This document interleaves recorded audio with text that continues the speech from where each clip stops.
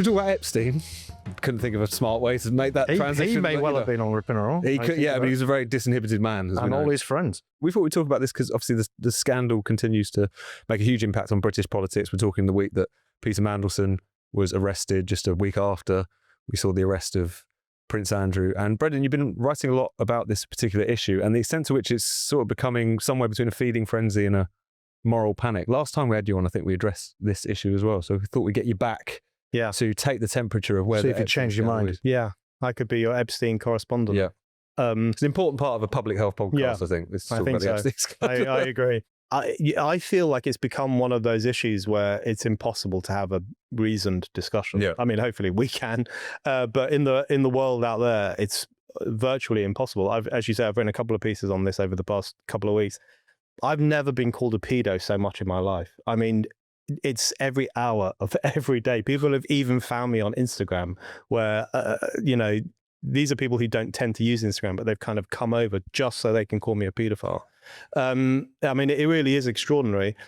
And people don't care a damn about defamation these days. Have you noticed this? People just issue libels morning, noon and night. I tell you, the day I change my mind about the libel laws and decide they're actually a good thing, people are going to go broke. The amount of stuff that's been thrown at me is extraordinary. I just think doesn't it count as vulgar abuse if you get called a pedo? Yeah, rather than going into detailed allegations. As we learned from the Joey Barton experience. There's a couple of tweets there was a couple of tweets that went viral that I actually thought were actionable. One said Brendan O'Neill is 100% a paedophile, and I thought, you know what? You fuckers are lucky that I'm not the kind of a litigious person, because it's really Elon Musk defense. Yeah, pedo guy is a common phrase from where I'm from in South Africa.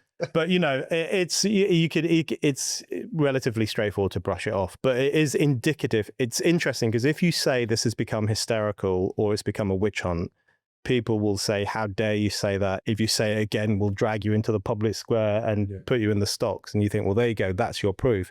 But what's happened with the Epstein scandal is that it has morphed into this all-purpose conspiracy theory about power in our world, about these venal elites, these pedophilic elites, these satanic elites who run the world from their yachts, from their islands, who eat children, who sacrifice children, who are, satanic. I mean, that really is what we're talking about. There is so much of that on the internet. And the thing that pisses me off most about it, if you talk about it, people will say you're defending Jeffrey Epstein or you're defending Prince Andrew. And you're a pedo. And you're a pedo. But what I'm actually interested in is that it's actually, conspiracy theories are the ruling class's best friend. Because while everyone is on the internet, in their millions, chasing these completely unfounded stories about satanic networks who run the world, ordinary power is being exercised in plain sight. And the elites, the real elites, who we sometimes elect into power or sometimes they're unelected, they are still out there destroying the education system, destroying the economy, selling off our sovereignty for a pittance. Making the frogs gay, everything. Making the frogs gay, overlooking, the abuse of thousands of white working class girls. They're still doing all of that in plain sight. We can all see it. We can all name it. We could all talk about it. We could all hold them to account if we wanted to. But we've gone on this wild goose chase to try and find proof that Prince Andrew once whipped a girl with an electrical cord. I mean, that's one of the stories people have just completely fished out of nowhere. So the distractive nature of it, and actually the beneficial nature of the Epstein scandal to the people who really do run society, that's the thing that actually started to tick me off. And it's been striking how those kind of claims about this being proof of this broader network of sex trafficking and abuse and so on, people act as if they've been vindicated by the Prince Andrew and Peter Mandelson arrests, even though all of that relates purely to the question of misconduct in public office. And yet this conflation will still take place. And people will say, well, why haven't more people in America been arrested for this? It's because these are in reference to specific allegations about passing on information that has nothing to do with the broader story. But in kind of classic conspiracy theory method, it just confirms the theory anyway, even though it doesn't actually back it up. But what is the kind of, in terms of it becoming a runaway moral panic or what have you, where do you see that mainly? Is it the fact that just so many people are being dragged into it now as well? You saw that with Noam Chomsky. Anyone who seems to have ever fraternized with Epstein is just being presented as part of this network kind of reflexively. Is that what you're worried about? People, like innocent people, are getting dragged into this issue? Very much so. I mean, it is really Salem-like, because what you're basically saying is you saw this person consorting with the devil. That's the level of accusation we're talking about. We saw Noam Chomsky consorting with the devil. What they're doing to Chomsky is just obscene. I mean, whatever one might think of Chomsky, I would agree with him on some issues and not on others. This is a man in his late 90s. He's had a stroke. He can't speak anymore. He apparently is aware of what's happening. But the left, like the little Stalinist arseholes that they are completely destroying him. They're completely airbrushing him out of their history. They're writing him off. They're deleting photographs that they once took with him. And they're trying to destroy his reputation. I mean, that is proof that this has become something quite irrational. Because no one genuinely believes that Noam Chomsky was on an island taking part in satanic orgies. Like Stephen Hawking. You know, people say Stephen Hawking was on this island. What was he up to? Not much, I would say. Yeah. He was probably giving his talks about science because Epstein certain practical obstacles to him getting involved. Practical obstacles. In a lot of that. You know, there's that infamous tweet which said, quite rightly, that if you were sexually assaulted by Stephen Hawking, that's on you. Because this is a guy who's not, you know, he was a brilliant, bright mind, but he was, as everyone knows, not particularly physically capable. So it's that guilt by association, but it even goes beyond that, because it's not only become a guilt by association, it's become this desire to find proof of the secret controllers of the world. Yeah. And we see that all the time. That, you know, conspiracy theories are as old as time. There's the 9/11 conspiracy theories. There's anti-Jewish ones. They've always existed. But these files, the release of these Epstein files, and I'm increasingly thinking it was a bad idea to release them because it's driven the world completely insane. It's landed at exactly the right moment to create this insane storm of conspiracism. And I just find it incredibly unhealthy. People are going down rabbit holes. Even like friends of mine and colleagues of mine are saying the stupidest shit I've ever heard. And they're emailing. Do you want to name names? I'm not going to, no names. They're emailing me. You know where you are. Yeah. You know, why are you making apologies for pedo rings? So it's actually, I find it quite scary, if I'm being really honest. I think it's really irrational. And as I say, it's distracting from the hard task of calling out people whose names we know and whose jobs we know and who are doing a pretty good job of screwing up our country. And that's, I think, what we should be focused on. And it still stands to this day, the only two people who've ever been arrested, let alone prosecuted for anything around sex trafficking or sexual abuse in relation to Epstein is Epstein himself and Ghislaine Maxwell. And yet this kind of cloud of suspicion seems to be cast over everyone.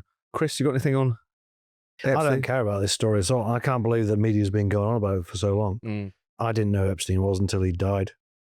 And I only knew about him dying because people said he'd been murdered. I've never cared about the royal family at all at any point, even when Diana died and and I certainly don't care about people like Prince Andrew or the other one, Edward or whatever, Anne people. Don't understand why anyone does. But when he got arrested, the BBC banner, I think, was even bigger when the Queen actually died. And I don't care about these people, but I kind of lean towards not liking them. I don't particularly like Mandelson, don't particularly hate him, but don't particularly like him, don't particularly like Prince Andrew, but don't really care.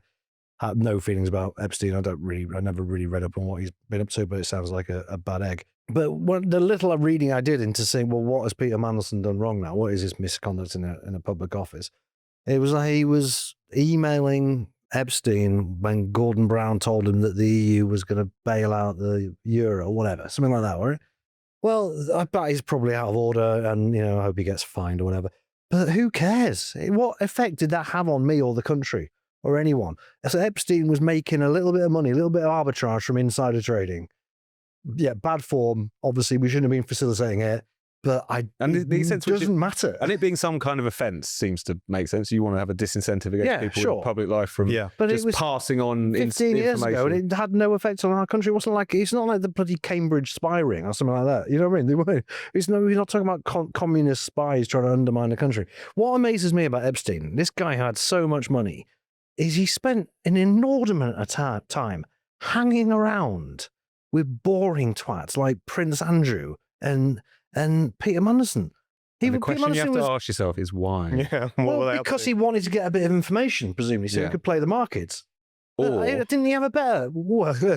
Didn't he? Well, yeah, it does make the conspiracy make more sense because, like, surely he's got better ways to make a bit more money, or even stop making more money. Just enjoy the money you've got.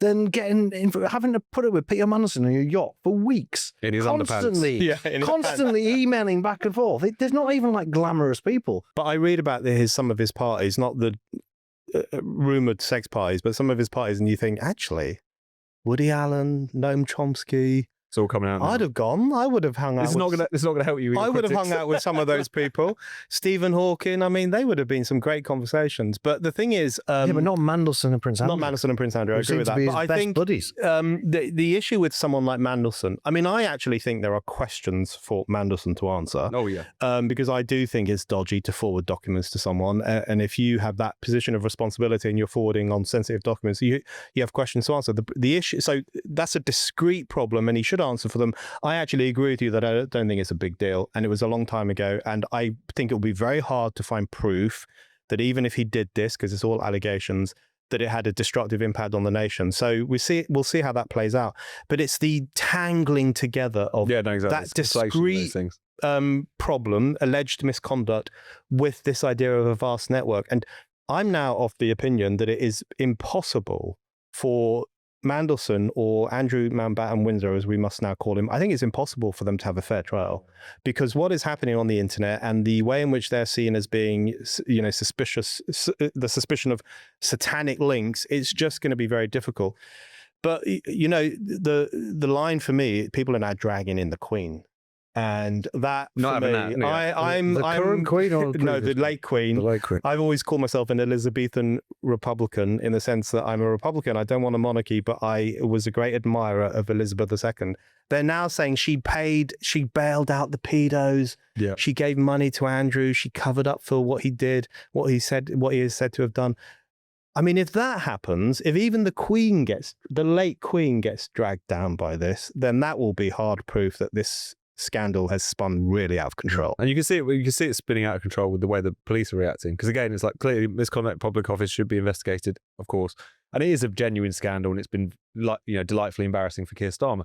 But there is the overreaction from every 8 or 9 police forces are now investigating whether or not various airports were used for sex trafficking. The fact that they arrest Mandelson because they think he's going to be a flight risk, because there was a rumor that he might go to the British Virgin Islands, which are British territory anyway, so they could retrieve him very easily. There's an overreaction and overcorrection, which does bring to mind U-Tree and all the rest of it, even though it's on a different scale of offences. But which will park Epstein. We'll have to bring you back. I'll come back. You come back to talk about Epstein. You come back when there's definite proof of like mass abuse. Exactly. You can answer your questions. Young women by this. What is very obviously, whether it's a paedophile ring or not, I don't know. But it's very clearly an elite ring. It's almost, almost beyond the dreams of conspiracy theorists. The fact that so many people were colluding with this very rich guy on an island and a yacht. I think I said this last time. I mean, you can't deny that it is a huge network of very influential rich people. It's the perfect. The conspiracy theorists is like Christmas has come at once for them, because it is perfect for them. Because these are influential, powerful people. Also, there are Jewish people involved, and a lot of conspiracy theorists are anti-Semitic, and you can see that on the internet every day of the week at the moment. And it's got princes and rich people and billionaires, and there definitely were sex parties, and there definitely were prostitutes. So it's perfect for those people.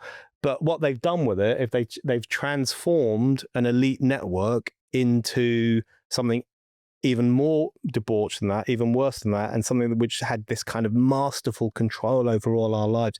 It's such a debilitating theory, and actually eats away at democracy, because, we all have it within ourselves to call into question politics, and this reduces us to these wide-eyed spectators of debauchery, which I don't think is a good position to be in.